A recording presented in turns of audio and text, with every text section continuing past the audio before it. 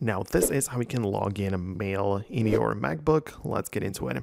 Now, naturally, the way that it works is that you can open up the Mail app on your Mac. It should be built in and it should be right there. So it is pretty simple. And if you haven't used that before, you'll get a screen like this where it shows you that you can just choose a mail account provider, right? Because without it, the app basically becomes unusable, right? So it is pretty important to do that. And if you haven't done it, as I said, this is going to be the main page which shows up to you.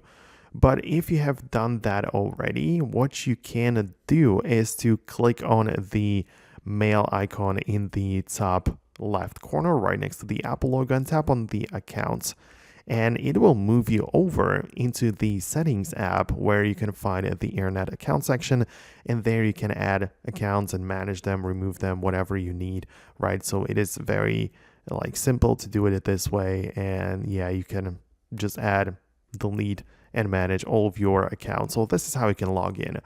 Keep in mind that you don't necessarily have to stick with this mail client like this one from Apple. You can also download a different one from the App Store or also just directly from the internet.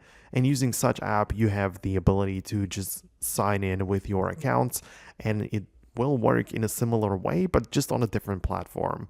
Or you can also just stick with the default method, which is using the web browser, which is pretty simple. A lot of people use it that they just open up Safari or Google Chrome, and you'll then be able to just access your Gmail or any kind of other mail client, right? So like online based, so or like web browser based. Anyways, that's it from me. That's how you can log into mail on your MacBook. Hit the thumbs up if you found this video helpful. Subscribe for more tutorials so you will never miss anything important in the future. Thanks a lot for watching, and I'm gonna catch you in the next video.